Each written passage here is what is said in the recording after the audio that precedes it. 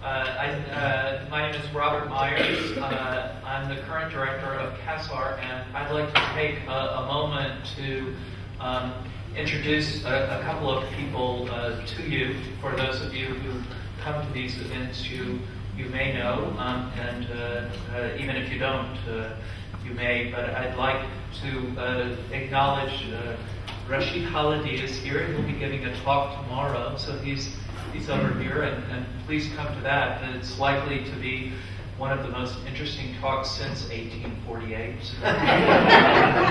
I've been prepping. Yeah.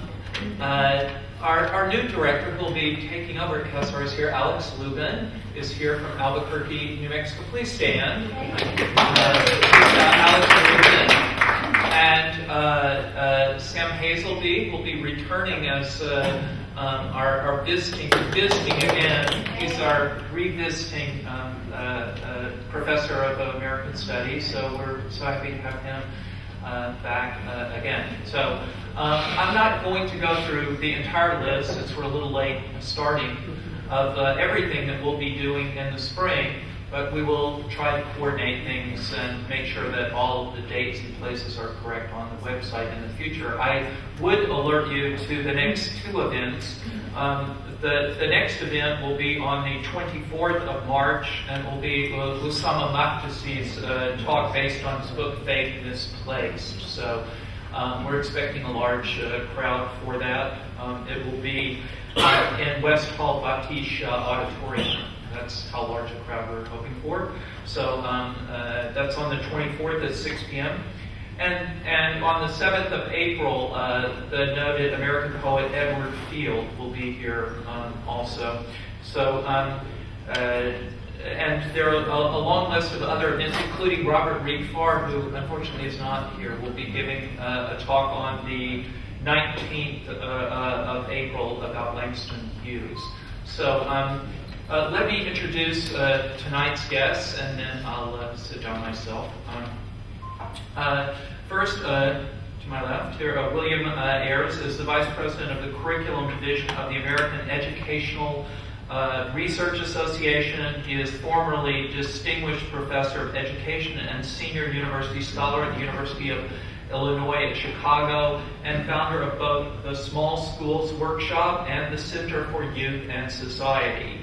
Ayres has written extensively about social justice, democracy, and education, the cultural context of schooling and teaching as an essentially intellectual, ethical, and political enterprise.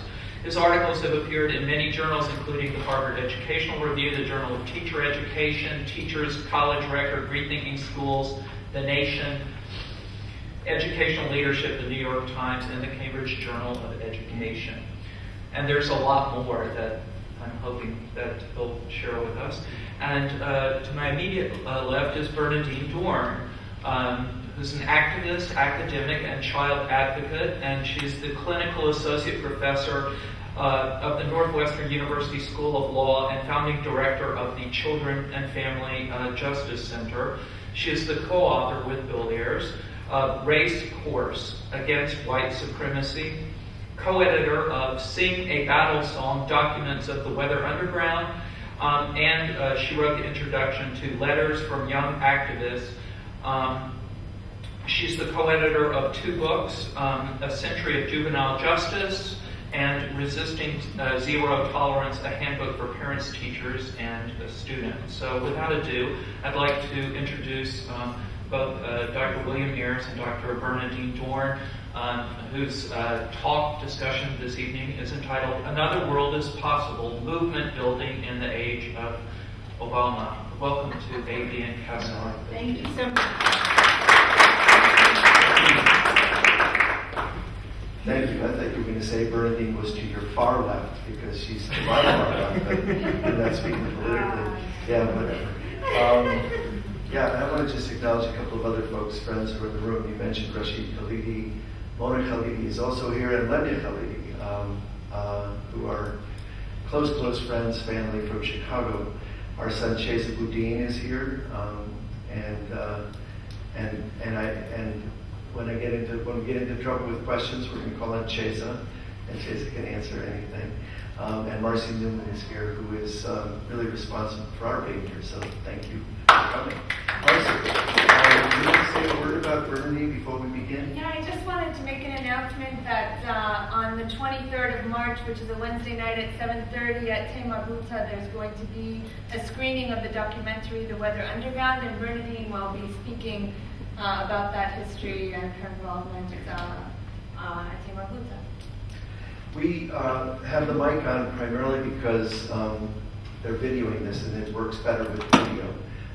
But our hope, really, our fervent hope, is that we have a discussion and get into the issues that you're interested in getting into and have some back and forth. We have plenty of time for that, but in order to get the conversation started, we thought we would each take 10 minutes and name the political moment as we see it in the United States.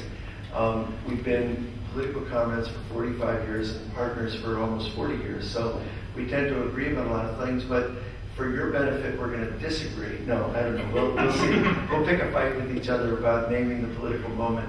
But it's all in the interest of actually having an authentic discussion with you. We have a couple of hours to do that, and we very much look forward to it. So we're going to begin with Bernadine talking for 10 minutes or so, naming the political moment we're in, and then I'll do the same. We'll go back and forth for a minute, but all in the interest of opening up to you all. Okay, so don't be shy, be ready. Okay? Push the white button. Okay. Cool. Am I on? Mike? Yes, okay. It's a pleasure to be here and see you all. And kind of challenging, we speak all the time, but doing it on this side of the world and naming the political moment. And the political moment has just had an eruption since we picked the title of this talk 4 or 5 months ago. Is now more daunting, and really we have everything to learn from all of you. There's an old Chinese proverb, of course, that says, "May you live in interesting times." And for everybody alive on the planet today, indeed, that's been given to us. And so how do we name, I think, the political moment is a challenge for activists wherever we are, anywhere. And it's a challenge for old activists like us to listen to a renaming of the political moment and to realize that our view of the world, which was certainly forged in the mid and later 60s, gives us some grasp on reality and how to analyze the forces at work, but can easily become dated and outmoded, and we're in a changing and very dynamic situation. So in order to act, in order to be a force in history, in order to put our shoulders forward around the questions of justice and equality and democracy, we have to work at analyzing the moment that we're in and naming it, if you will.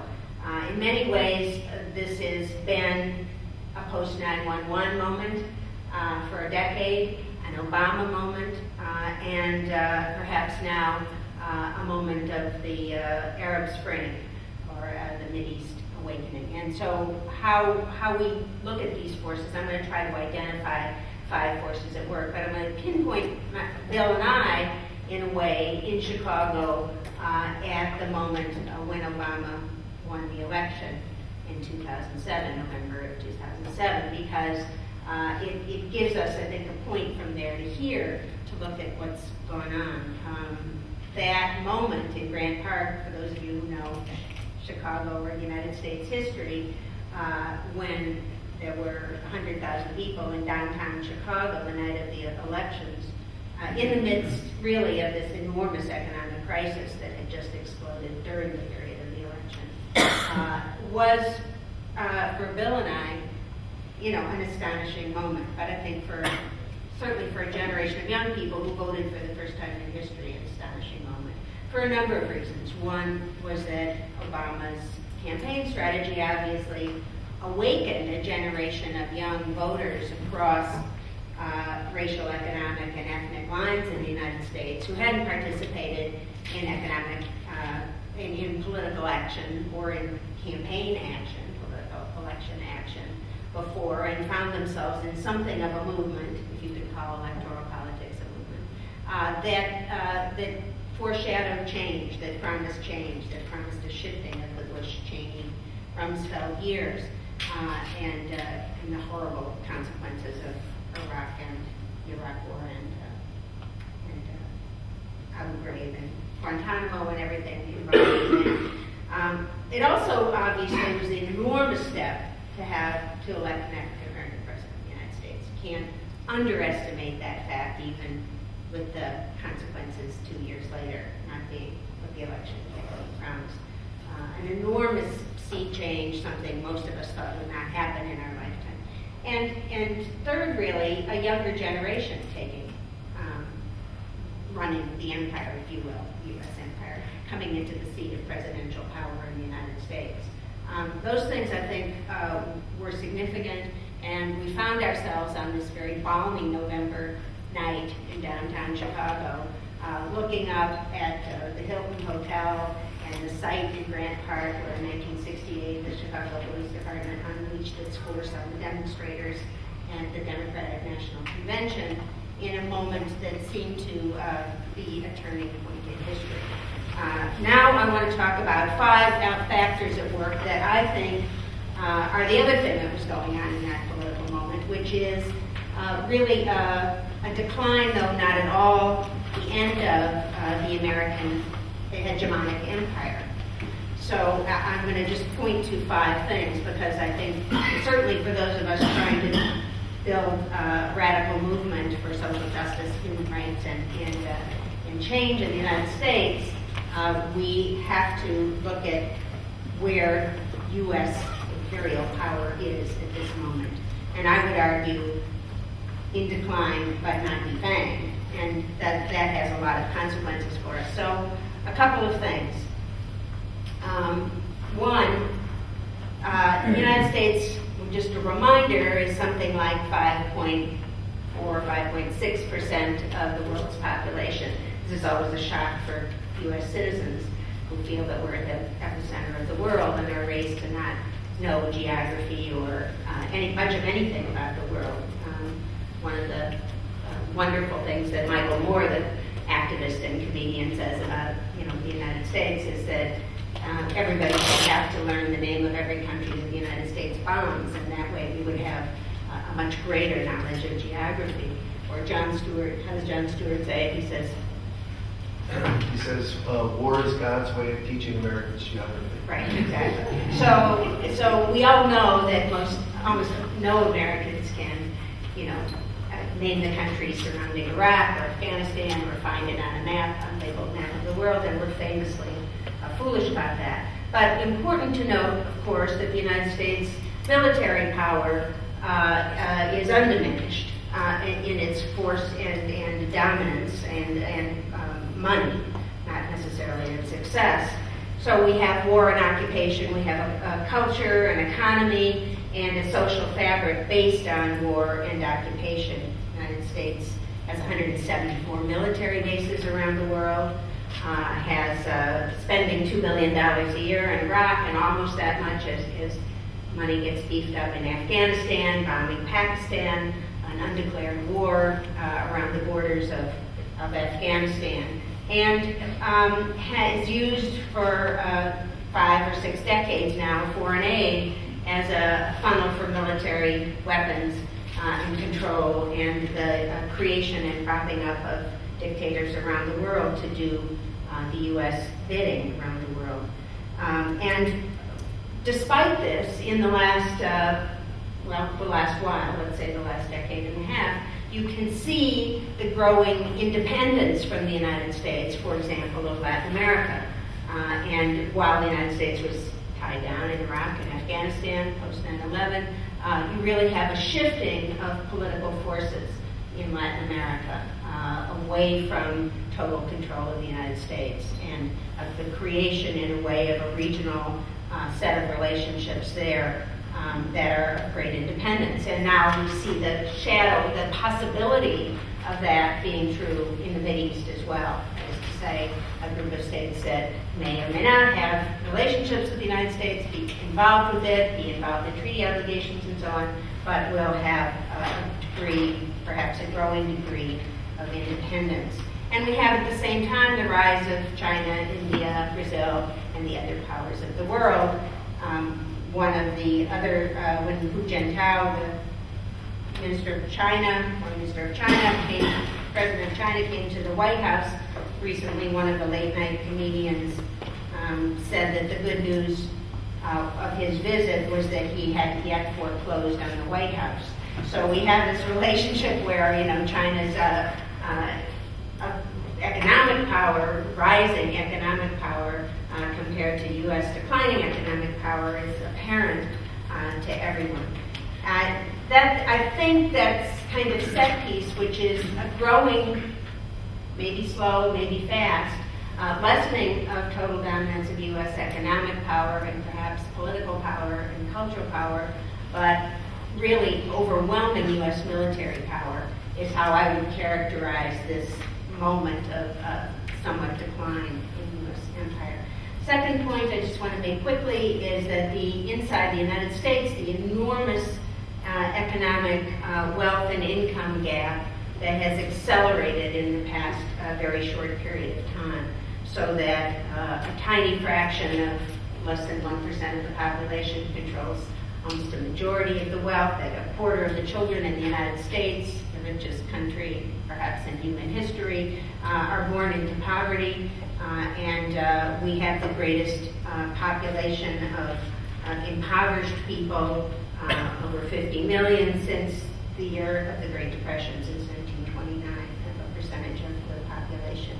And so inside the United States is tremendous invisibility of poverty, I would call another characteristic of our time. Not a single politician mentions the word poverty. You'll notice that in Obama's speeches and in the two State of the Union speeches during this tremendous economic crisis, the word poverty does not appear.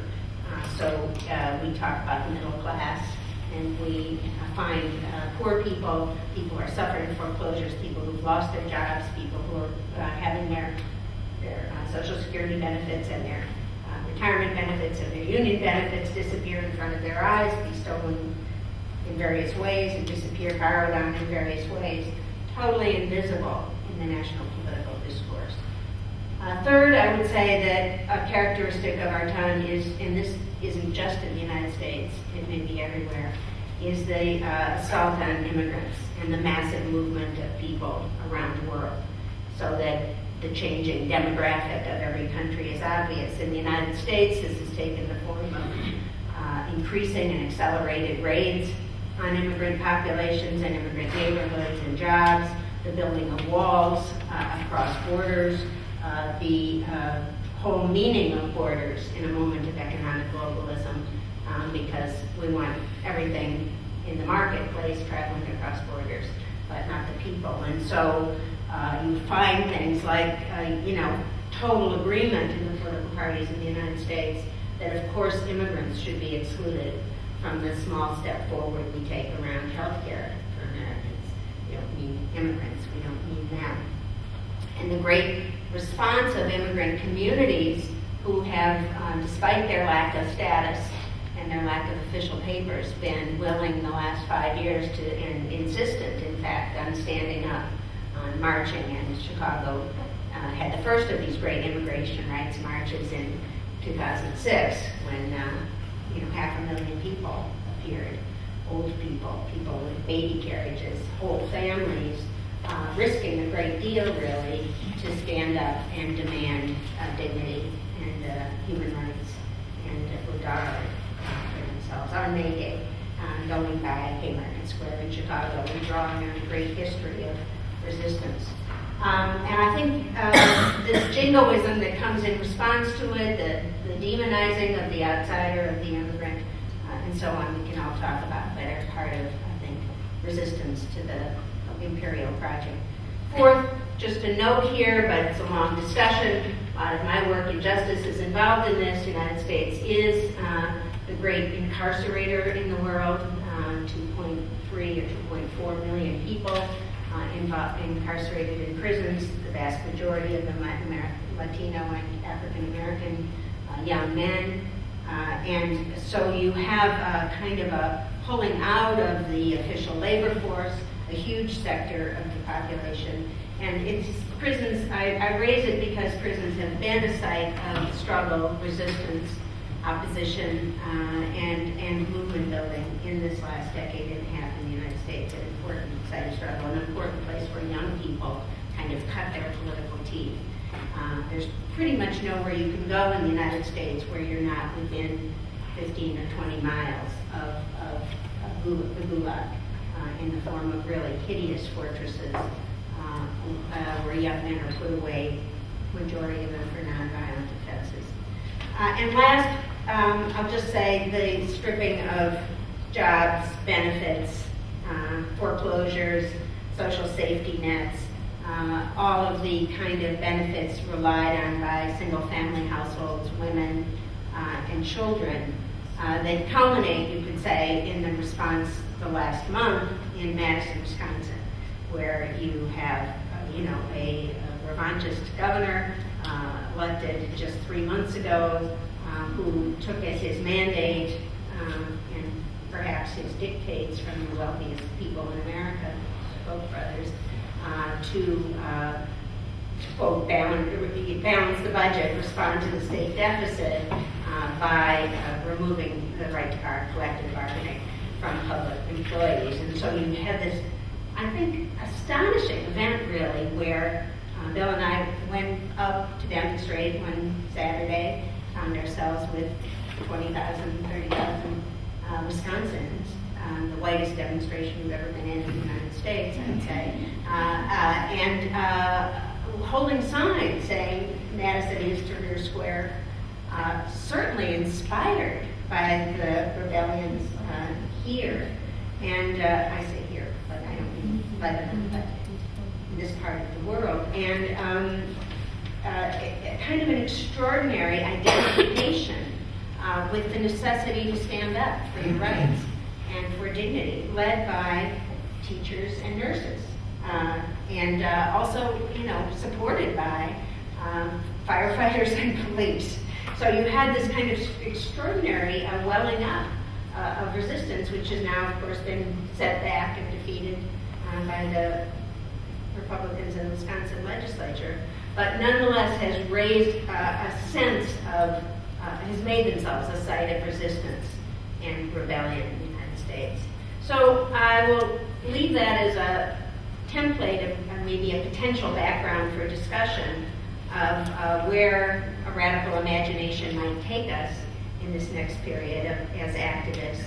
And close by just noting that Paul Farmer, the great physician and human rights activist, poses the question of whose lives are valuable.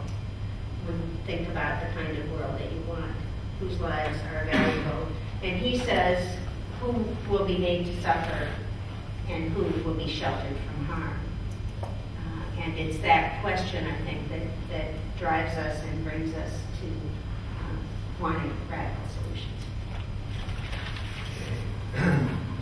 Okay, let me add 2 cents and then we'll open it up. I'll also start, although are you sure Wisconsin was the whitest demonstration we've been on? Remember the Ralph Nader rally? I didn't know. I went. I Yeah. refused to vote It's for amazing how many white people he turns out. Oh my God. Let me also start with 2008, just with Obama, to situate how I'm thinking about this moment. It's true, we had a wonderful time in Grant Park that night of the election. And it's true that I burst into tears easily, so I burst into tears 3 times. One, finding the spot where I was beat bloody 40 years earlier, that made me cry. But just seeing the convergence of people. And it is both my politics, I think, and my instincts. When I see people in motion and when I see people gathering, I just want to be there. My feet just kind of lead to the spot. And I knew, of course, that tomorrow had to come, that the dawn had to come, but I always want to hang on to those kind of moments. So, and we often have these disagreements. Like, I don't know if you saw Avatar, but I came out of Avatar sobbing. Bernadine said that was a cliche piece of shit, and I thought, geez, but I want to live on the blue planet. And she was like, come on, get over it. And in some ways, that night had that quality to it. I just loved seeing all those people. A grandmother in a wheelchair waving a flag, an African American woman, an African American cop dancing with an older white woman. I mean, it had that feeling of this is what we could be. Of course, it's not who we are, but it's who we could be.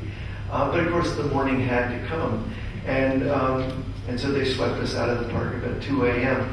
But it was an interesting moment for a lot of reasons. One was because candidate Obama had said throughout the campaign, I am a moderate, pragmatic, compromising politician. He might have added ambitious, but that's his own self-description. But the right in the United States didn't believe it for a minute, and they still don't. They're still blogging like crazy about he's a foreign imposter, he's born someplace else. Huckabee, the presumptive Republican candidate, just wrote recently that he was raised in Kenya. Just no. Shows you why geography is such a challenge. Geography is a challenge. In fact, parentheses.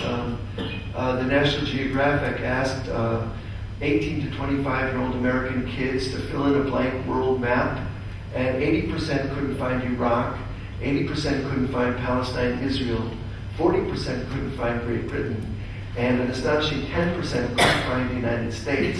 And when I tell American kids that, they all laugh at the last one because they could find the United States. The others, not so much, but the United States for sure. But it's true, we're geographically challenged, and Huckabee making this point. My larger point is that the right said consistently, he's a secret Muslim, born somewhere else. He hangs around with terrorists and anti-Semites and others. He's, a socialist, a secret socialist. And the left, meanwhile, or liberals in particular, were saying, no, I think he's winking at me. I don't think he's really a moderate. I think he loves me. But the fact is that he said it out loud consistently.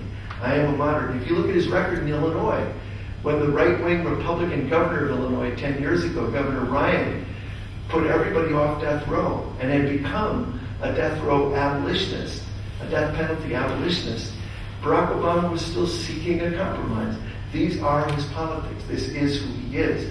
That doesn't diminish some of the things Bernadine mentioned about the significance of that election for people and for the symbolism of what it represented. But to mix up the symbolism with the reality, of course, is catastrophic. He said who he was. He was right about his self-description. But the more important thing is, after he was elected in typical kind of superficial political fashion, people spent a lot of time kind of reading the tea leaves about who was visiting the president-elect and who might be appointed to which office, as if the important thing was what the king himself was going to do. What can we expect? And again, as we travel to campuses, kids would say, I hope he brings us peace. I hope we get universal health care. As if we had now elected a king and the king was going to bestow on us the things that we needed. Isn't that why we elected him? But the fact is, and this is consistently something that we've fought for decades, we have to understand in our political culture that it's not what the king does that matters, it's what we do. And the loss of a sense of our own self-activity, our own sense of ourselves as the sovereign, as important people who can build the kind of irresistible political movements that can make a difference, is in itself the hollowing out of a democratic culture. And so I point in my own thinking, in my own mind, I point again and again to the great moments of change. And you can say again and again, was Lyndon Johnson, who passed the most far-reaching civil rights legislation since Reconstruction, was Lyndon Johnson part of the Black Freedom Movement? No, he wasn't. He was a cracker from Texas. I apologize. But he wasn't himself a part of the movement. He was instead somebody who was responding to a movement on the ground. Franklin Roosevelt was not part of the labor movement, but was responding to a movement on the ground. Abraham Lincoln never belonged to an abolitionist party, and yet responded 2 years into his presidency to the irresistible force of abolitionism. And what that tells me is that our responsibility is to figure out how to find within ourselves the power to not only envision a different world, another world as a possibility, but also to think of ourselves as people capable of making that different world. People who can, in struggle, coming together, naming the obstacles to our freedom, naming the obstacles to our humanity, find a way to build that kind of irresistible force. When you look at something like Tahrir Square, the inspiration of the whole thing to me is not only, and this is of course in play and in process, it's not only the changing of conditions on the ground, it's changing of themselves, the people involved, seeing themselves differently. This was really the lesson of the civil rights movement. People who've been told for a century that they didn't want to vote, that they were lazy, that they were incapable of managing their own affairs, rose up and through their own self-activity said no, and the civil rights movement was born, the civil rights movement moved forward. This is what I see in Tahrir Square. In fact, Mona was telling me earlier that a friend of hers said not only did the kids see themselves differently, but one of the fathers said to one of his children, I never thought you were capable of this. I never thought you could do this. Is that, in effect, what he said? And it's that sense of transformation that drives the movement forward. So I think seeing yourself suddenly as in history is the critical kind of shift that takes place. So again, what we find ourselves involved in is an attempt to say in a political culture that is largely apolitical, the sense of power and democracy and self-activity largely hollowed out, arguing to people that yes, you can be active in your own interest. You can be in solidarity with others. And when you look now at the political landscape in the United States, and the things that you see in the foreground are things like the Tea Party, things that are significant and worth talking about, not just clownish, also dispiriting and difficult to analyze. But you also have to note, for example, an anti-war movement that is very serious and very sustained and led by vets, led by the young people who were sent there and came back and began to tell the truth about it. So we see in the anti-war movement the demonstrations that we've been on, the people that we are involved with are largely military and military families, which is again kind of unprecedented and exciting. You look at something like Wisconsin and see people rising up in ways that they didn't expect to do 3 months ago, and in rising up, renaming their own possibilities and so on. For us, this notion of another world is possible, which as you know is the slogan of the World Social Forum, is central to the idea that change is a possibility. It's in absolute contrast to the deathless phrase of Margaret Thatcher, there is no alternative.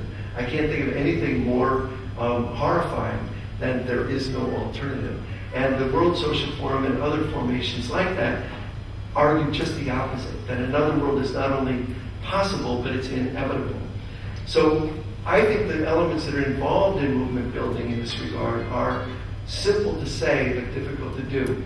One is a constant attempt to change the frame around which issues are discussed. So Bernadine mentioned, for example, 2.4 million of our fellow citizens caged in the United States. And that framing is, the kind of toxic combination of corporate greed, political opportunism, and traditional white supremacy. But the frame is, you'll be safer if we put criminals in prison. And we begin with a different frame, which is, what if we abolish the prisons? What would happen then?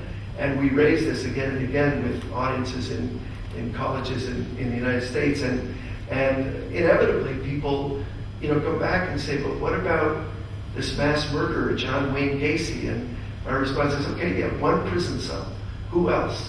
And invariably George Bush and Dick Cheney come up, okay, 3 prison cells. Now, where do you want to go from there? How much farther? If the default position is, if you commit a crime, you go to prison, that's a different way of thinking.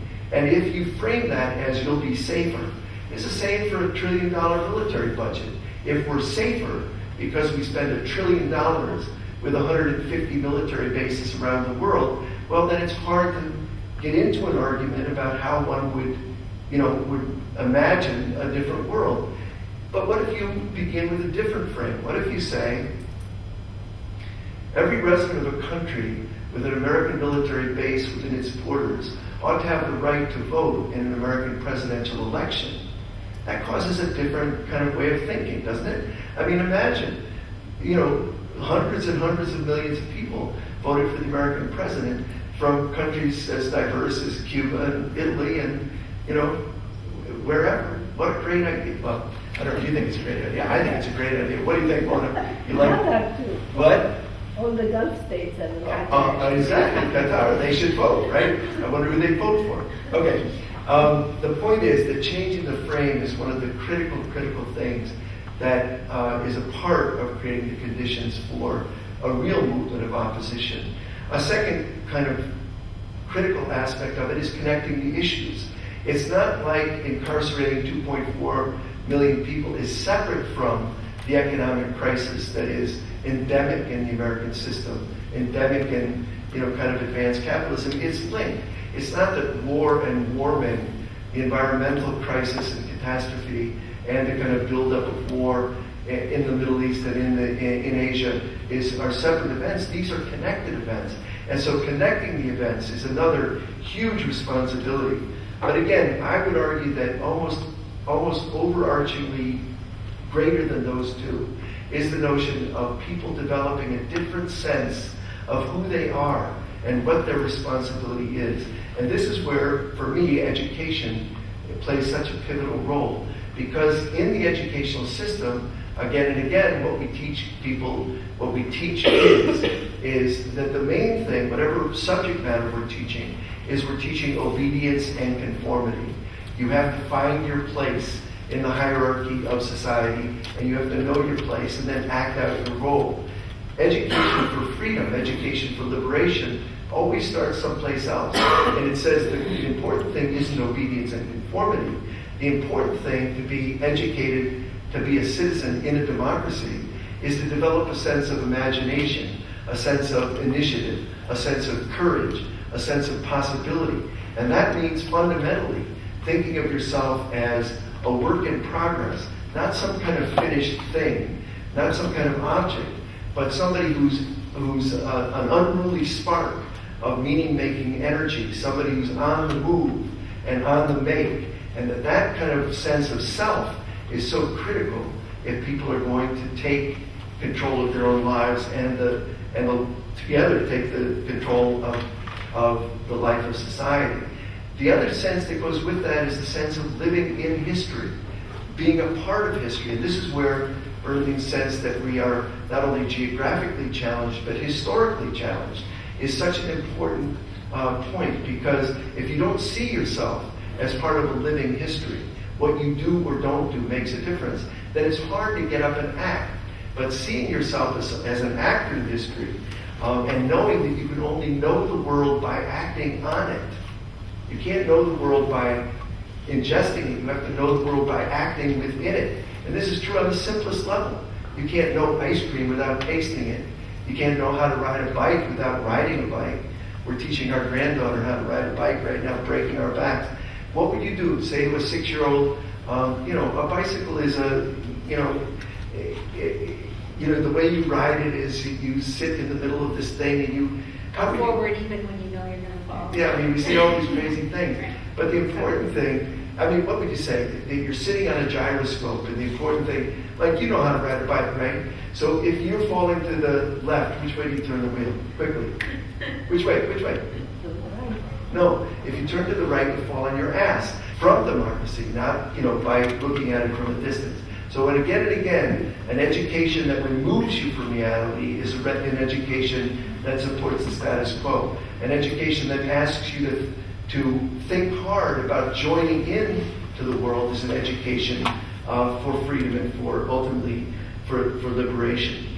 The difficult task of movement building is a task of figuring out how to balance a love of your own life with a love of the world. And it seems to us that that's the main job that we have in terms of urging young people to get involved in history, is to get them to have a sense, is to work beside folks, to develop a sense that you can both love your own life enough to live it fully, but love the world enough to put your shoulder on history's wheel when history requires it. And there's no better example than right now in Tunisia, in Egypt, and in the whole region. Okay, thank you very much.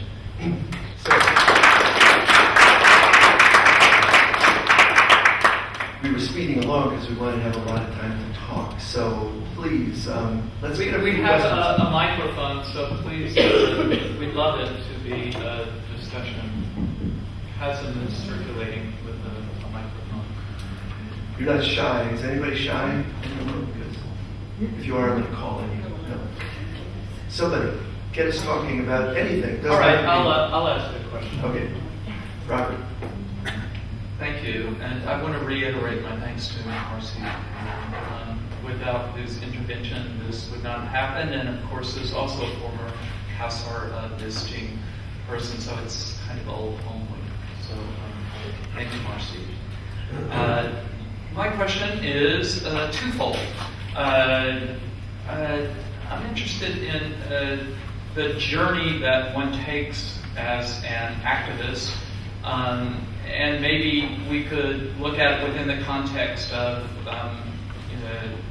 this comment about what Barack Obama says and what he does. I've noticed he's as good extemporaneously as anyone since JFK. When he shook hands with Bush and Bush's handler squirted some of the cleanser on his hand, and Obama knew to reach over and ask for some too. And I know that when he was looking for a dog, he said, we want a mutt. Right. But of course, they didn't get a mutt. They got a non-allergenic dog ultimately, right? In other words, he has these really, and one of the moving things to me was that he said, when I drive through Washington, D.C., Southeast Washington, or Harlem, and I see these young African-American men standing on the corner, I think that could be me. And yet, squaring that with his inability to discuss poverty at all, even utter the word, much less incarceration, prisons, the issues.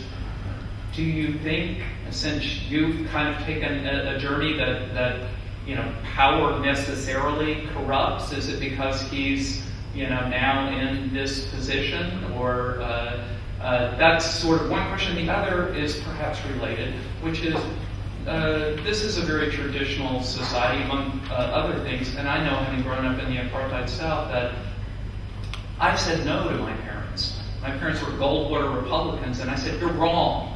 You're wrong about race, you're wrong about Vietnam, and we fought. We had a 15-year argument about it. And How did you resolve? Well, as Mark Twain said, when I turned 30, my father got a lot smarter. You're a Goldwater Republican? No. No, I think that actually we informed one another, and I just wonder, and the two things are related. In other words, the young can teach the old. How do the young teach the old? Obviously, we're seeing it in Egypt. So there are two somewhat related questions. Any thoughts you could offer? I love it. Well, let me just say two things. I love how you're, I'll give you another quick, I think actually rather than be quick, I always see Obama thinking. You can practically see the brain matter, working as he's getting ready to answer a question. But one of his spontaneous responses during the campaign that remains one of my favorite things is that he was asked, when it was down to him and Hillary and they were going at each other, and he was asked who would Dr. King support, who would Martin Luther King support, and kind of without missing a beat, without that thinking process, he said he wouldn't support either of us, he'd be out in the streets building a movement. Now that's a Barack Obama who wrote Dreams of My Father, right? I mean, he wrote a memoir as a young man that was a global memoir, that was a recognition of the of the southern hemisphere, of the dispossessed of the world, has unbelievable passages about his own journey with one foot in, Africa and Indonesia and the impoverished of the world and having seen it, and one foot at Harvard Law School. And I think that person, is the person who was able to tap into young people's imagination and energy and a sense that there would be a different leadership.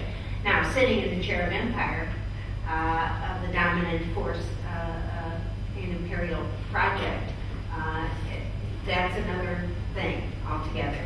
And so I think, what we've seen is his capitulation to every military strategy presented by the Pentagon, even when half of the military strategists thought it was a bad idea. The surge in Afghanistan, for example, or drone attacks, in Pakistan, destabilizing, a nuclear power and another major force in the world, or unable to close Guantanamo, one of his earliest campaign promises, or kind of what one would think of as simple things, extending unemployment benefits in this massive economic crisis, or standing up for women and women's health care and reproductive rights during the debate about health care. So the kind of constant, I don't even want to call it compromise, I mean the leading, the United States just voted as one of 5-6 countries in the world not to sanction Israel for the expanded settlement projects. One country? Security Council. Oh, it was a Security Council. So the United States alone, again, refused to support the rest of the world in what's an obvious occupation, an expanded occupation by Israel hasn't for a second seemed to touch the $3 billion a year that the United States sends to Israel, as if I can't help what they do, they're a sovereign country and so on. So you have, I think you have this,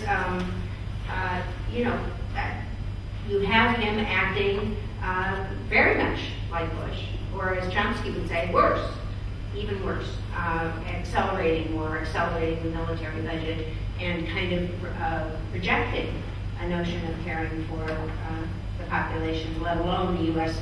learning to live differently in the world so that others could live. Nothing about climate change. Here we are 2 years later, pretty much nothing about climate change or green jobs or all of the talk, the imaginary talk of building a different kind of economy that wasn't based on the military industrial complex. So that's the contradiction we see with him. Others? Hi. Over here. Hello. I actually just started teaching for the first time this semester, so I have a growing interest in education. What are you teaching? Writing. Where? Within public health here, in a master's program. Great. And I actually picked up Paulo Freire today, so a lot of what you were saying was just, resonated with what he had said. Anyways, I guess I'm interested in knowing what is the role of activism within educational institutions, because I think there's many educators here, many people interested in education or involved in being educated. And it seems like, there's an obsession on one hand with discourse within academics, and then also an obsession on the other hand with professionalism and technocratic execution of skills. So I come from the technocratic background in public health, and there's just this obsession with that. So how do you tie activism into these learning styles, into sort of, or the milieu of academia, which I think is similar here as it is in the States?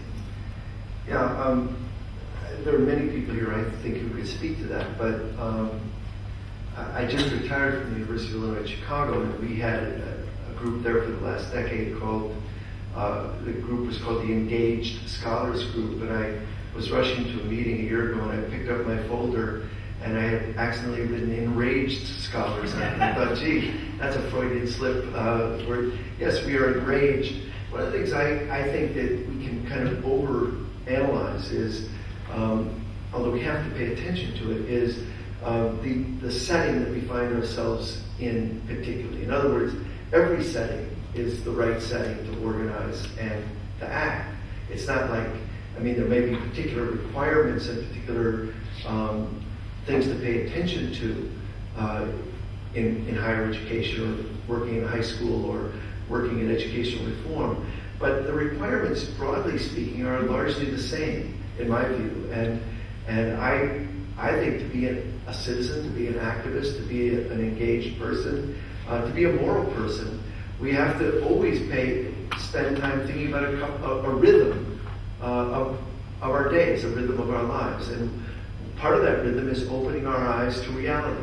And you can never open your eyes enough. There's always more to see, there's always more to know, there's always more to understand. And the default position, the easiest response, is to fall asleep. I mean, privilege makes us fall asleep. So professors in universities fall asleep, they're sleeping on their feet often.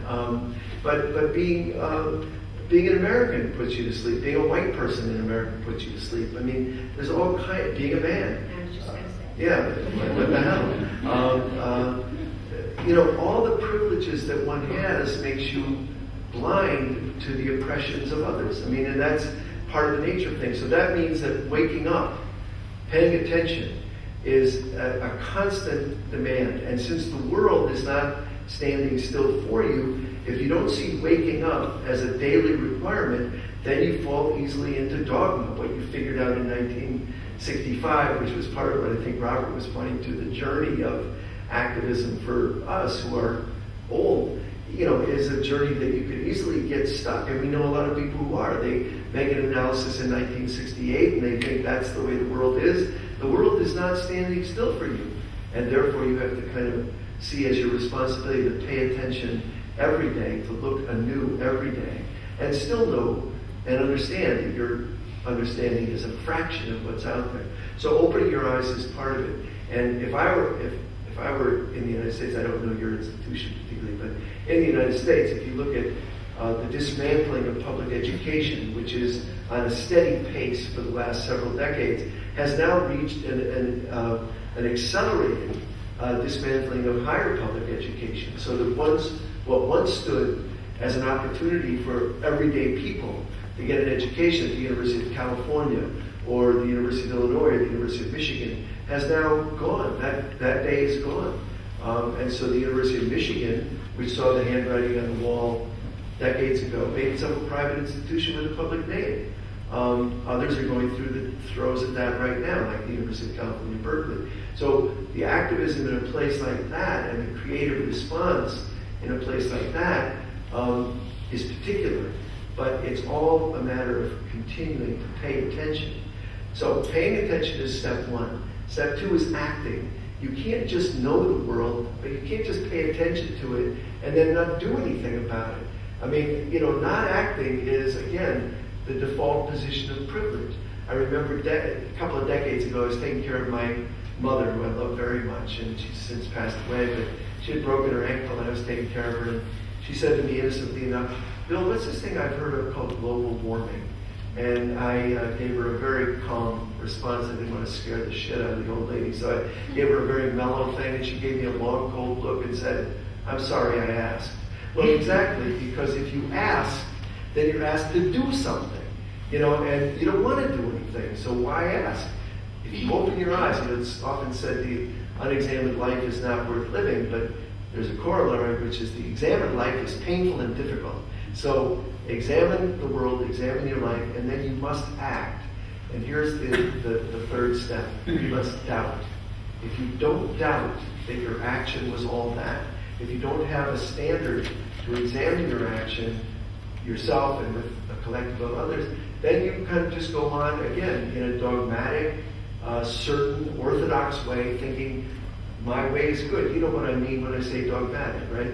You've seen The Life of Brian, the great comedy from England, the film.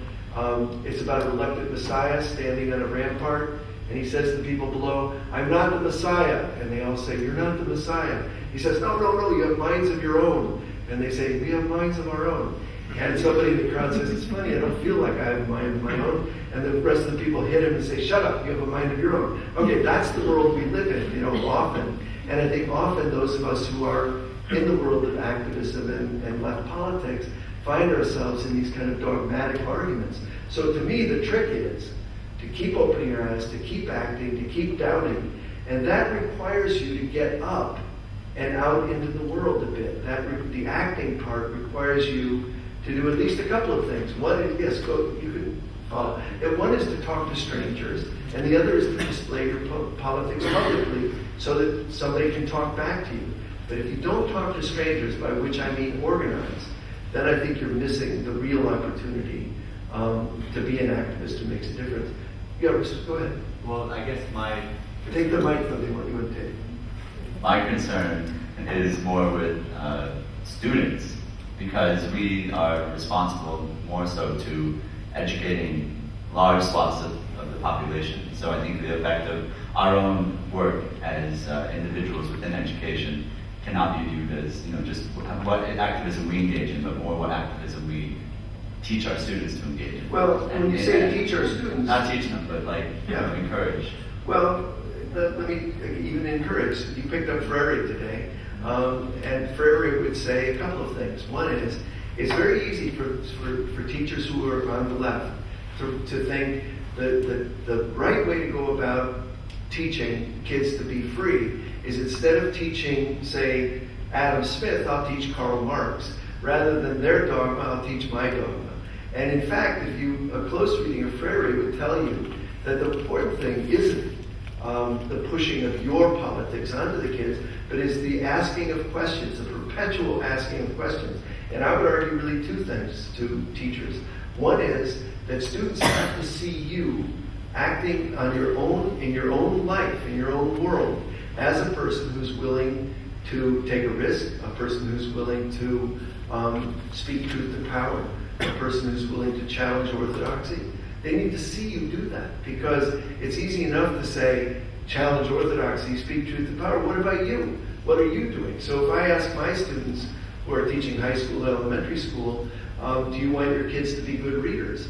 And they say yes. And I say, what have you read recently? Well, I've read assignments for school. How about a novel? I don't have time for novels. You want your kids to read novels? Yes, but I don't have time. Forget it. You want your kids to be good citizens? What have you done today to be a good citizen? So that's one. But the second part is this question, is creating a curriculum of questioning. Everything under the sun needs to be questioned. And I'll give you two quick examples, if I may. One is a pivotal moment in the civil rights movement, the Black Freedom Movement in the United States. In 1963, a young volunteer, when the movement was actually in a downturn, created a proposal for freedom schools throughout the South. His name was Charlie Cobb. And if you look online to the 1964 Freedom School curriculum, it's a curriculum of questions. It's all questions. 24 pages of questions. So one question is, for example, why are you and I in the freedom movement? What do we hope to accomplish? What does the majority culture have that we want? What do we have that we want to preserve? This kind of questioning leads to deeper and deeper and deeper investigations. But the fundamental aspect of the Freedom School curriculum was to ask the question, how did we get here? And how could the world look otherwise? How did we get to where we are? And how could things be otherwise? That is a profound question, and it's a question that all teachers should find a way to ask all of their kids. A second curriculum, very quickly, that I made up myself. Governor Huckabee from Arkansas, you know who he is? He, as you may know, lost a dramatic amount of weight, has become a kind of spokesperson against childhood obesity. But you may not know this, that in Arkansas, on your report card, you not only get your English grade, your math grade, your science grade, you get your body mass index listed on your report card. It's horrifying. So you get your report card, you have an A in English and a C in mathematics, and you're fat. Well, now, what are you supposed to do with that? It's madness. But a curriculum of questioning, a teacher like you might say, what's the history of these kinds of reforms in changing behavior, number one? Number two, what's the state of our athletic program or our parks? Who owns the concession to the lunch room and the snack bar? On and on and on. You don't have to, I don't know the answers to any of those questions. But the point is, that's a way of saying to a group of kids, I as a teacher and you as a group of students, are not simply recipients of the world, you're challengers of the world. You're curious about the world. And the world as it comes at you is not given and fixed, but it's dynamic and worth interrupting. I want to add just two quick things. One is, you're a teacher, but you're also a learner. And I think one of our favorite teachers, Herb Cole, who you may know, has written many books on education, taught us that when he turned 50, he'd already written 20 books on education. But he spent a year looking for a teacher for him for the next decade, his teacher, who he wanted to be his teacher. And mentally, he interviewed lots of people who he heard speak, or a book he read, or this or that. They didn't know he was interviewing them, but he was seeking who he wanted to apprentice himself to for the next decade, who he wanted to learn from, who he wanted to be challenged by. And I just thought that was such a great life lesson. He ended up picking Miles Horton. I don't know if any of you know Miles Horton, who founded Highlander Cove School in the 1930s, and was a center, became a crucible really during the early days of the Civil Rights Movement, but also during the mine workers' struggles in Appalachia. So that's who he apprenticed himself to. He went and lived there and wrote, with Miles, wrote his biography before he died. So it's just an example of the fact that you too, students seeing you being a learner, or me, I think it's always good for us to pick somebody that we want to learn from, whether they know that they're being our teacher and agree to it or not. It just seems to me an important part of how we think about activism. And I also just want to add another example, which is, taking your students out into the world. I mean, my students learn more from working at our center and in my classes by going to interview prisoners and doing research in prisons than they do from all the lectures and all the great things on my syllabus, and they are great.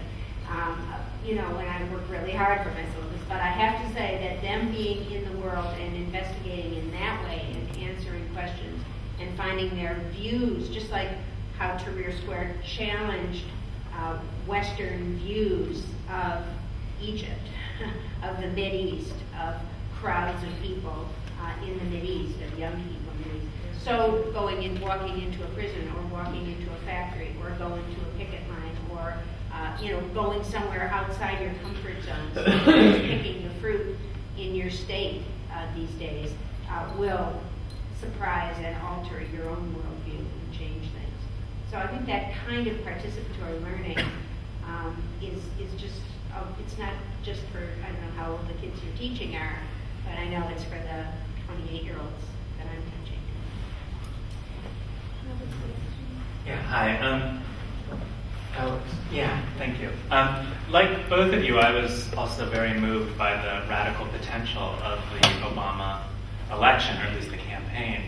And as someone who has black kids who got to meet Obama during the campaign, it was incredibly moving to see what it meant for them to see a president that looks like them. But at the same time, it seems to me that as a kind of radical moment, that the campaign was limited in many ways. It was a kind of good citizenship radicalism, where people were very well behaved, did not disrupt, disobey civil laws in any kinds of ways. And that seems to be a much different kind of radical potential than the movements that you were both involved in the 60s, especially SDS and the Weather Underground. And it seems like a lot of the radical movements that you talk about, whether it's abolitionism or civil rights, involve components of civil disobedience. And I wonder if you could talk about the importance of civil disobedience and maybe something what we might call unruly citizenship, or citizenship that is not, or a kind of civic activism that is not contained by what is allowable and permissible under the realm of citizenship. Sure, we could also take it up at a time, but I'll just say a couple of things. I think that civil, am I on now? I think that civil disobedience is essential to pulling us forward.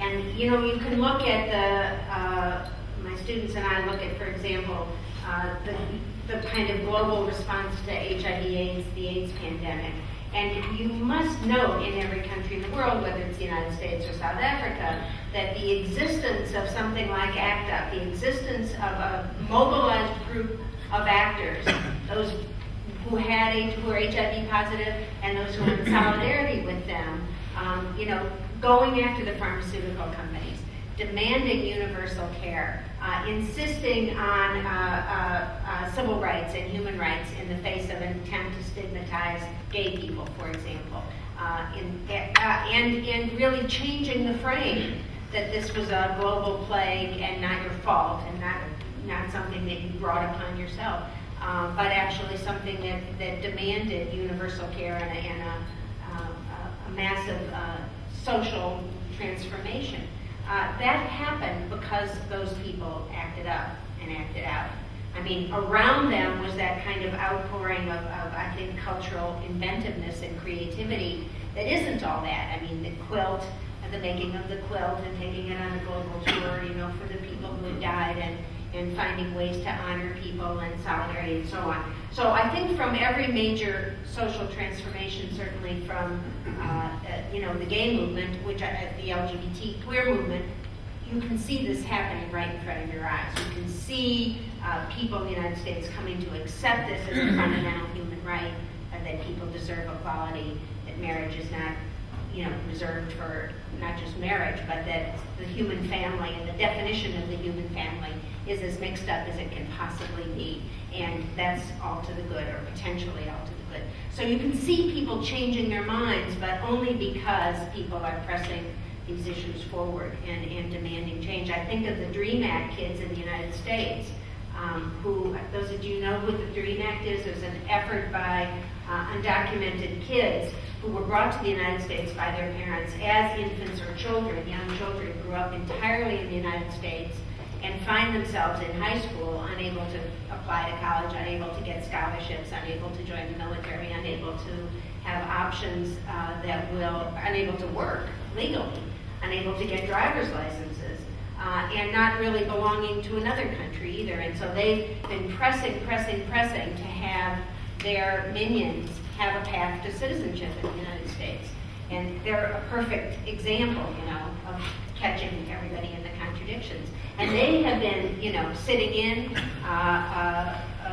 senators' offices, going to Arizona, where the kind of demonization and criminalization of undocumented people is at its epicenter, and really bringing to light in the United States how integrated into the fabric of American life undocumented people are, and how much they are a promise of renewal and a possibility for us. So these kids who call themselves dreamers have taken to direct action themselves, and therefore changed and altered the national agenda. So I think I totally agree with that. I think you put yourself into an active relationship to things that otherwise pass by in the news and just move on. This has been true around abolishing the death penalty. It's been true in Chicago with finally convicting and sentencing to jail the police commander who was responsible for torturing over 100 African American men in Chicago over a 20-year period. Everybody knew this. But getting him to trial and having a police commander convicted, a white police commander, is a rarity in American life, even today. And so these things require activism in the ways that, in inventive activism, in the way you described. I think the demonstrators in Madison, if they hadn't held the Capitol these last 4 weeks, I mean, they learned from Tahrir Square that you actually needed to occupy the space in order to build a movement. Isn't that interesting? And so they actually occupied the space, and they created a counterculture inside this ornate, wedding cake kind of Capitol building that we have in all of our states, and built themselves a culture that would allow themselves to clean the space, to keep it clean, to have bathroom facilities just like in Egypt, to feed people, to have health care, to have public safety, to patrol themselves and keep themselves focused on message. That took the creation of a new cultural phenomena that is part of that. I think an equal part civil disobedience, but an important part. We actually can do a lot of these things working together. Now, I have a question that came to my mind now, but it's still growing. And you know, Obama, I'm not American, but I have a feeling that he presented himself as the president of the world. The United States is a hegemonic power. Other presidents would be the presidents of the United States, and the United States is a hegemonic power, or the world power. But he presented himself, I have a feeling, as the president of the world, and not of the United States. And that's when you said if people would vote all over the world, that's what I felt, that he is the president of America, he's the president of the world. Yeah. What was that really part of his, my question is, knowing him, was that part of his symbolic, presence as the president of the world, and not only as the president of the United States? Yeah. well, I think he did do that. You're right. I mean, as a candidate, he went to Berlin, right, Yeah. and had 250,000 people listening to him. That was kind of astonishing, right? And goes to Cairo and gives a speech and kind of presents himself to the world as a counter Bush, as against somebody who has never, I guess once Bush left the United States before he was president, who knows nothing about the world. And I think that, kind of global identity appealed to the whole world. That the United States was not going to do that. I think that's all true. Who he is now, I think we should only spend a limited amount of time thinking about that myself. Because, who we are is what we do. And I think we should be evaluated by what we do. Right now, he's causing untold suffering to billions of people in the world. And that's just the fact of the matter. U.S. occupation, war, immiseration, growing gulf between, the first world and the third world, distorted economies, robot bombings. I think it's unacceptable, and we should, we can, to some extent, have to separate ourselves from, the man we wanted him to be, or we wish we knew better, and what he's doing. And we should be militant opponents of what he's doing.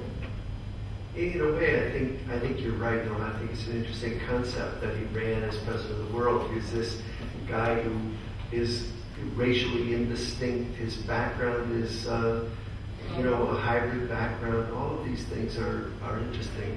But I think it's important to make a distinction. It's true what you say. America's a hegemonic power. He's sitting in the seat of power, right? We should make a big distinction between the electoral rhetoric and the electoral strategy and the reality of what's going on. So, for example, I don't think that what we saw was a social or political movement. I think what we saw was an electoral campaign that co-opted some of the language of movement building to make a point. And it was selectively done to the young people. There was a kind of a wink and a nod. This is a movement. To African Americans, there was a sense of this is the finishing up of the dream, and so on. But that was just winking in a certain direction. That was typical campaigning. We actually spent a lot of time, and I worry about this every 4 years. When the electoral campaigns gear up, the national presidential campaigns, young people pour into the campaigns with a lot of hope and idealism and desire to be political. But if the only venue or avenue for being political is electoral campaigns, then that's where people go. But it's not a political, it's not a political or social movement. That's quite a different matter. When the United States again and again sees itself as the paragon of democracy and wants to export democracy, I always wish that they would export the two-party system and the electoral college and get them out of the United States, because those are so destructive. Here we have two parties. Both parties are war parties. Both parties are financial capital parties. Both parties agree on everything that really undergirds an oppressive system worldwide. And so it's not a matter of working within the party so much as it is building a social movement that's irresistible outside of the parties. And that's where, the question you raised, Alex, about civil disobedience. I think that civil disobedience, I think nonviolent direct action are critical kinds of things. And I think the word you used, unruly, I think it's essential to build a movement on unruliness, whatever that might mean. The people who represent that in some ways strikingly in our world right now in the United States are artists and interventionists. They find ways to take something like the image of Abu Ghraib, the Abu Ghraib man, that image, and to kind of find a way to mess with it in a way that really brings it to the public attention in a horrifyingly new form. And I think that's unruly. Do you guys know the iPod ads with the people with the thing? And a whole bunch of artists made a wall of iPod ads, silhouettes with the plugs coming out of their ears, but made them the Abu Ghraib man with the hoods and the electrodes. And it was an intervention in New York City that really captured people's attention and brought Abu Ghraib even closer. That's unruly.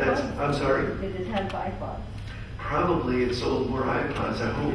No, I don't think it did. I think it really challenged the whole thing. But I think that, I want to say one other thing about this question of unruliness. One of the really unpleasant one of the things that I find really difficult in the political culture of the United States is hearing the U.S. power lecturing and using every opportunity to talk about nonviolence. So when the Egypt thing started, when the Egypt uprising started, it would have been amusing if it weren't so tragic to listen to Hillary Clinton and the Obama administration try to square the circle, try to say, well, we're for stability. I mean democracy. Well, stable democracy. Well, it takes a long time to get democracy. And day in and day out, they were struggling to figure out how to respond, but they kept underlining the point, it's nonviolent, it's nonviolent, it's nonviolent, as if they had any moral standing to preach to anybody about how to use nonviolence. It's appalling. So, no, we shouldn't listen to them, tell us what tactics or strategies we use in opposition to their incessant war-making and So it took John domination. Stewart to hold up the tear gas canisters that said "Made in the U.S." that were being used against the demonstrators there. And I think that whole messing with who's nonviolent in this picture and what are our tax dollars being used for is that's finding out how to break through this in ways that capture the imagination is obviously the task of movement building. And sometimes it works and sometimes it doesn't work. A lot of brilliant things happen that just blow by. And then when you see a movement emerge, I think you see it's been built through all of these efforts that may not have worked exactly. But you find yourself on the way to figuring it out. That's the amazing kind of challenge. And one other short point in response to Alex's question. I think that one of the things that's very difficult today is that the 1960s have been made into this gigantic myth, and those of you who were there know that it's a myth. So we tell the story about the 60s, and especially for young people who are inclined toward activism, the 60s sits as a big wet blanket on anything you might attempt today, because everything was right in the 60s. The best demonstrations, the biggest demonstrations, the best music, the best sex. Everything was better. And it's just flatly not true. It was as confusing. I mean, it's good, but confusing and insane and contradictory. So when I was first arrested opposing the war in Vietnam in 1965, we had a huge civil disobedience. 39 of us arrested in the draft board. 39. Surrounded by 2,000 students at the University of Michigan who wanted to beat us up and get us expelled from school. So the idea that it was somehow everybody was doing it is just not true. It's not true. The most damaging myth in some ways is the myth of Martin Luther King. There once was a bad time in America when people were mean to each other. We had some bad laws, especially in the South. And then a saint came along. He had a dream. He gave a speech. Wow, what an amazing thing. We're all much better for it. Nothing could be further from the truth. It's an absolute myth. And the myth in that is also, which has become absolutely in the DNA of the political culture in the United States, it was all this nonviolent movement. It's true that nonviolence was a critical, important tactical move, but it's not true the way it's used to say this works and nothing else works. It's just not true.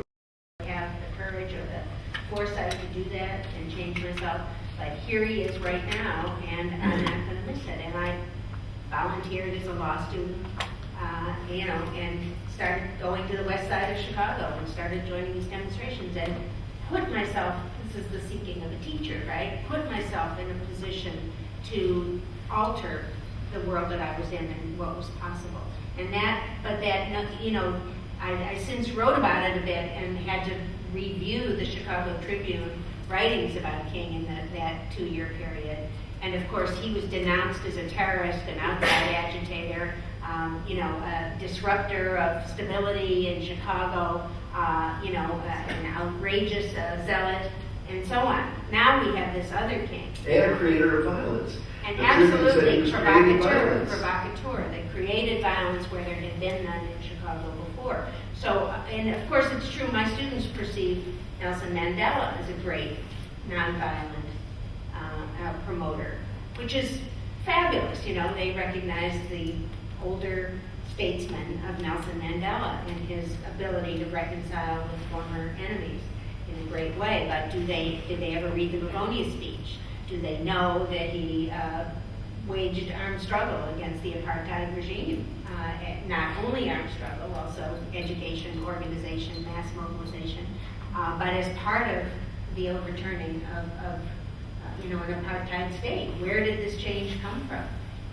It didn't come from only from praying inside prison. And so I think that the myths that are created about where massive social change comes from, how messy and complex and multifaceted it is something that is part of what is anesthetizing, part of what keeps people thinking, I'm not living in history.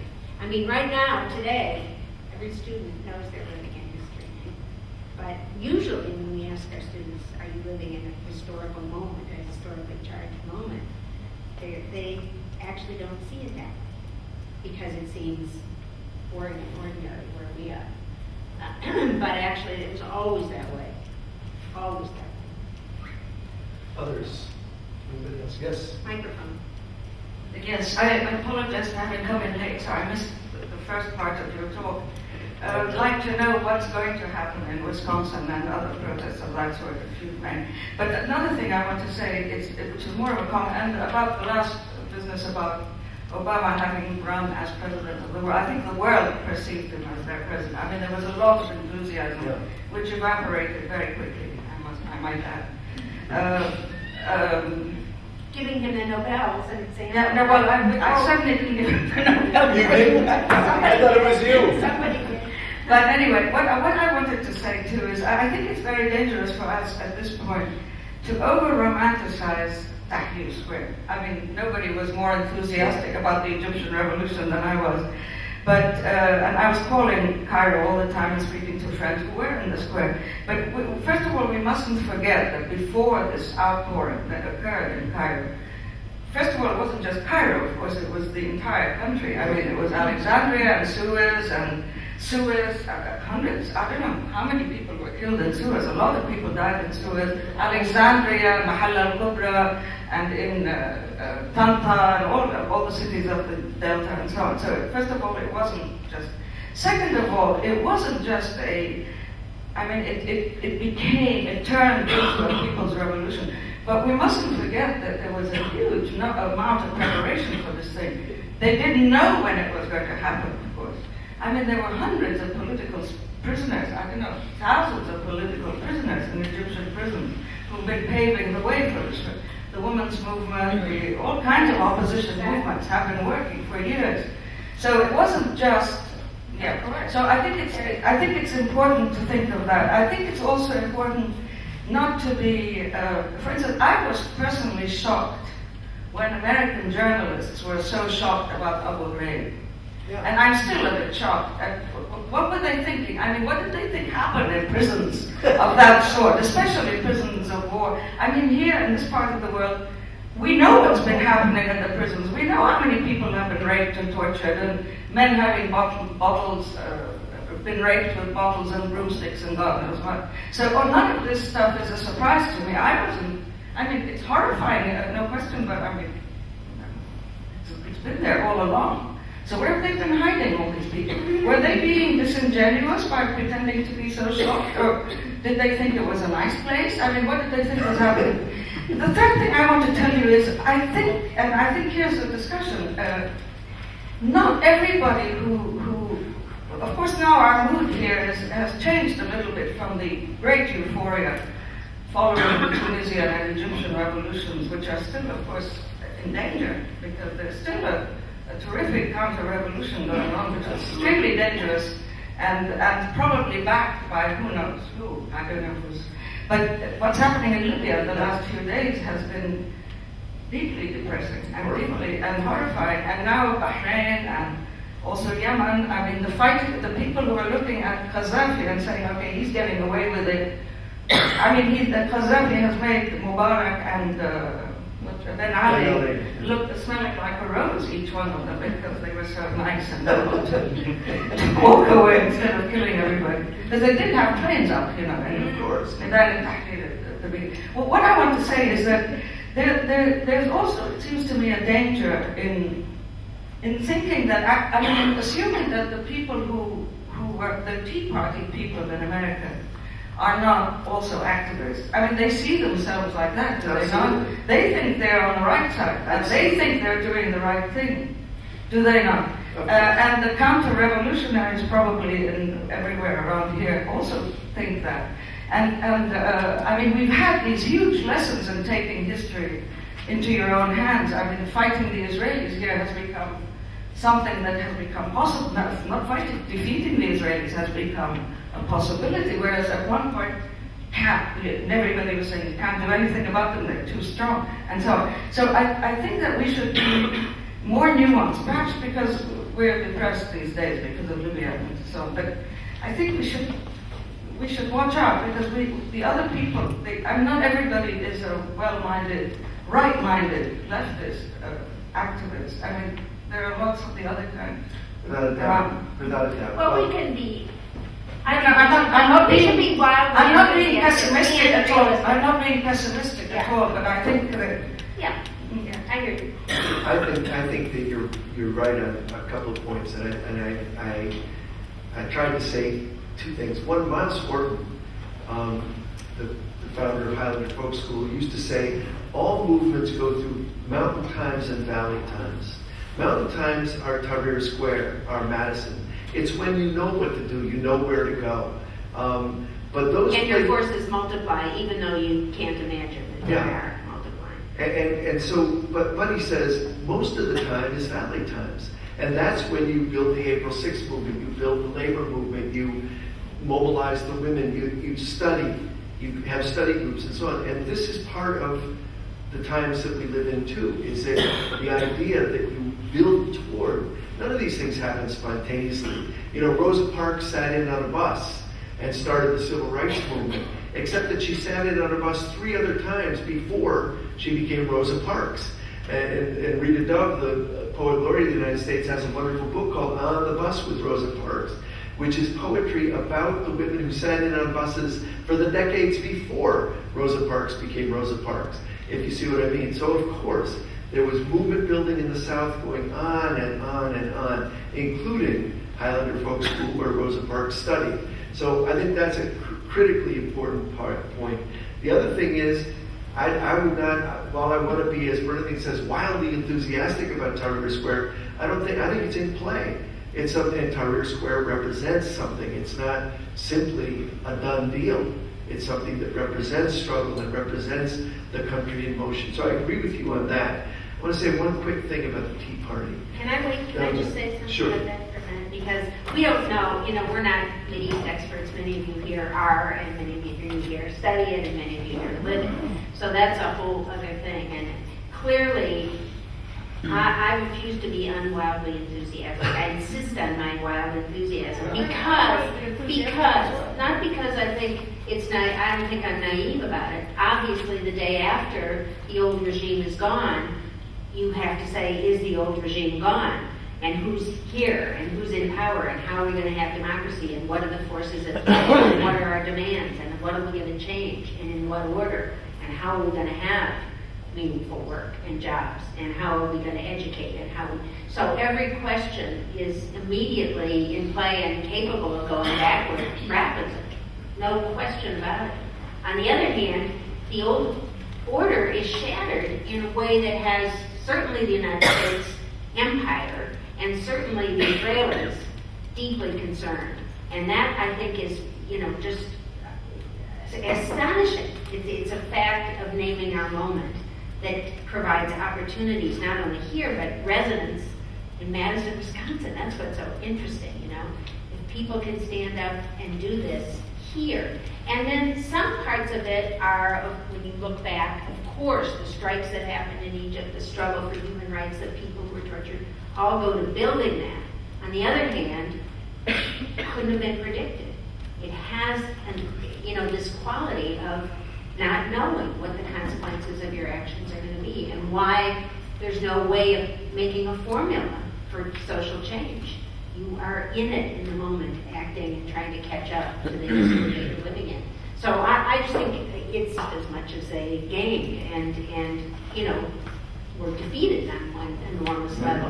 And at another level, inspired people all over the world for a whole generation of change. So I think that all that is true here, too, of what's lost and what's won. I want to say just a quick word about the Tea Party, because I think you're absolutely right. Randy Newman sings, the end of empire is messy at best, and this one is ending like all the rest. And I think that's true. This is a messy time. In the United States, with the decline of empire, the precipitous decline, I think you're going to see more and more right-wing, mobilizations. The Tea Party has a lot of different elements to it, but one of the things that's coherent within it is a sense that Obama represents a usurpation. That Obama is the world president, not the American president. He's not one of us. He's not an American in the way that we are. And I think that brings them together. On the other hand, I think that progressives in the United States make two mistakes. One is to think of it as just buffoonery, which it is not. They are activists, and they are organizing. They also have huge, huge money from huge right-wing donors, and they have the attention of the media. We were at the U.S. Social Forum in Detroit. We had 10 to 20,000 people marching down Woodward Avenue. Not a word in the mainstream media. 30 Tea Party people get together, and it's, oh my God, look at this. So there is all of that happening.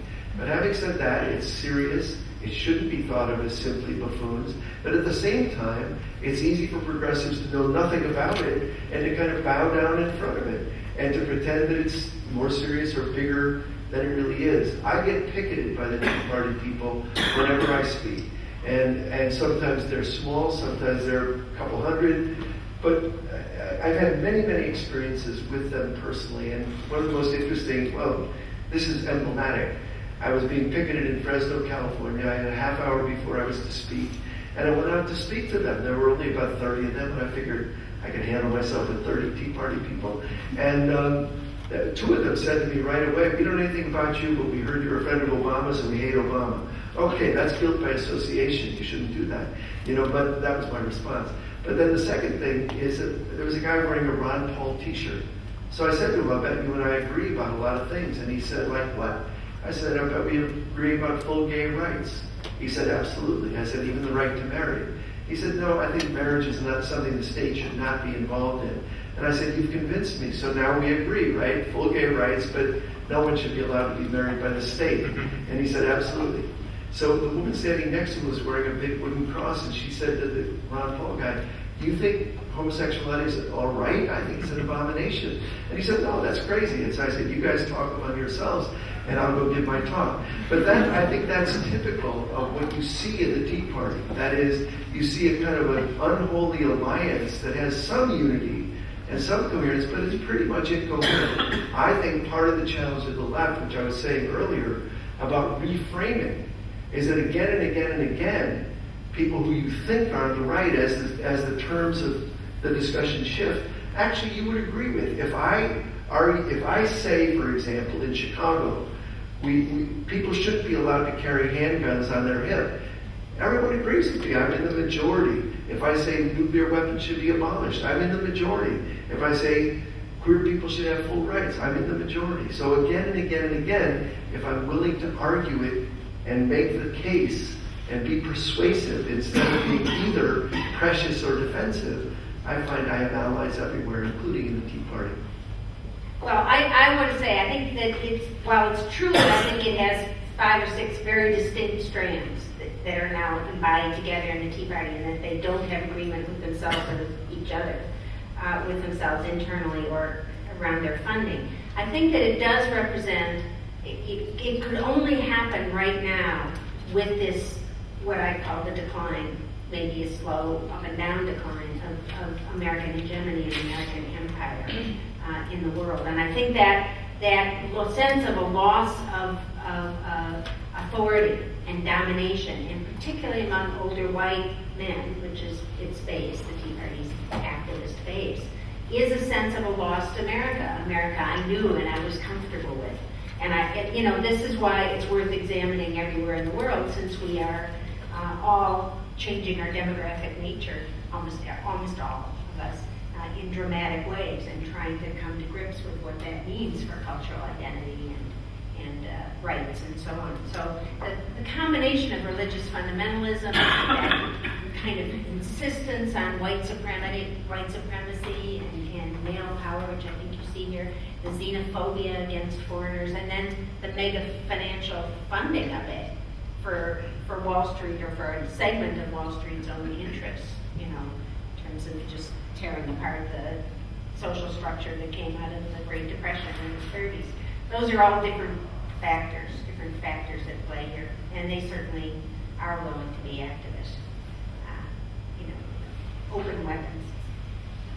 I have another question, and I'll bet you're getting tired of sitting. Yes, So let's Yeah, do right. one more. Maybe we'll make this the last question. And then we can hang out here and talk. Let me have one more question. Yes, sir. I have a question. I'm not a Middle East expert, and I'm not an American expert.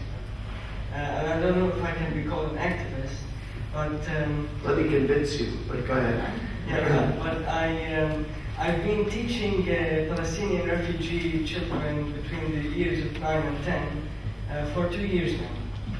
And it's a bit different from what you talk about when you try to teach Lebanese children, because there is this barrier between you and these children. There is a barrier that in clothing, there's a barrier in accent, and everything. So it's very difficult to be an example to them, and it's very difficult to convince them they are in a work in progress, or that they should be part of this history, because they feel that they are detached from this country, from its problems, from anything that happens. So another thing, when you try to lift their spirit, when you try to convince them that they should pursue their dreams as any Lebanese, you find that they're not really convinced. I mean, you have them only, for example, 2 times a week, and their families have them all the time. So you have a hard time convincing them. So how can you overcome this barrier? How can you convince them that they need to move, to change, to make a reform? Marcy.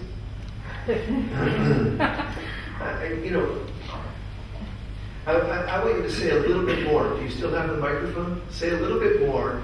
You teach 9 and 10-year-olds. They're American kids. No, they're Palestinian refugees. Say again. Palestinian kids. Oh, I didn't hear that. Okay, they're Palestinian refugee kids.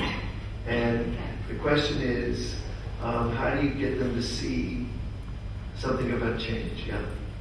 Say more. Well, I was saying that there's a barrier. I mean, that you propose some things to do to convince people to create movements, to act in history, to change. You can't convince these children in this future. You can't, because there's a huge barrier between you and these and the children. I hear what you're saying about the barriers, but what do you do with them twice a week? Well, For example, what do you do? Well, many things. I usually teach them English and math, but we have some activities. We go around, we take them some places, there's lots of activities that we do, for example. Where do you take them, for example? Well, for example, the park, sometimes we take them over trips to, for example, many places in the car, for example, in Tripoli, in Saida, many places. Okay. I don't have an answer, obviously, and I think that it's an unanswerable question, but the reason I ask you what do you do is because, like most teachers, you find the limits of your teaching, you feel the limits of your teaching, you try things, and people kind of tend to just go along. I mean, the kids just go along. I know in my own teaching, and you may be a teacher like me in the sense that it doesn't take much to encourage me to come back to the classroom next year and next year. If one student comes back to me in 5 years and says, "You made a difference in my life," I feel like, damn, I'm really doing something great. But one student in 5 years, I often ask them, was it a positive difference? Because I'm never, sure I made a difference. But I think all you can do, by the way you framed the question, all you can do is to keep trying to do two things. One is to keep asking questions. So you teach English and you teach math. There's lots of ways to teach math, but one of the ways is to kind of use math as a tool in the real world, as a literacy of the world. Not just as a set of skills, but as a way to investigate the world. What could be more important than investigating the world of their own lives through the language of math? Or you're teaching English, the same. I mean, I think there are teachers in the room, not just Marcy, but Maceo and Levia and Cheza and others. You should have a conversation. What have I tried to do? Where have I seen its failings? What else might I try to do? But I would argue, and do argue, again and again, that whatever else you teach, you ought to teach imagination, courage, and initiative. Whatever else you teach, whether it's math or English or music or... Because in an authoritarian regime, whatever else you teach obedience and conformity. It's always the hidden curriculum. Go along, get along. And you should always be saying, well, what else? How might we look at this differently? What else could we do? What would you like to do? How do you see your life? And so on. Not because you're going to get instant results and everybody's going to stand up and march in the same direction, but because it's your identity as a teacher being formed by a person who provokes and asks questions and tries to be a model yourself. That's all I can think of, but I think there's much, much more to say. And if I were to pursue it, I'd say, what are you doing? What else could you do? Then what? Then what? And without answers, just without answers. You can help them find themselves and their strengths. And you have a classroom of 9-year-olds, there's going to be wildly different talent, skills, and interests. And so I think that is your challenge, not to give them the answer that their identity is not as Palestinians or as Lebanese. I think that the important thing is to insist on them telling their stories and finding themselves and keeping curious about the world. That age group loves to interview their family members and map their own family and map their own history and do oral histories and get stories. And then go across the street and talk to other people. And there's I think there's a million ways of you letting them go without you having the conclusion of what you think might be success there. So that's the challenge, because we all are so opinionated. We know what we want. Bernadine made me think of two other things. Our middle son, Malik, is a middle school teacher. He teaches slightly older than your kids. But we've watched him teach over the years. He's taught for a decade. And he often has these kind of story starters, these provocations to get his kids writing. He taught English as a second language, and he always had these fascinating things that he would get kids to write about. For example, how did you get your name? That's a good question to ask a group of kids to write about. Go home and investigate how you got your name. It's interesting how our son Chesa got his name, how Malik got his name. It's something that every kid can do. It's their story. How did you get your name? What were the circumstances of your birth? Turns out everybody can find out a myth about the circumstances of their birth, and so on. How do ways to provoke them to think hard about themselves and to write about themselves. That's teaching English, and that's a way to see themselves in motion. And mapping their space is the other, mapping their family and themselves, but then mapping their space. You know, I'm here in Chatila, but look at this a mile away, and look at this a mile away.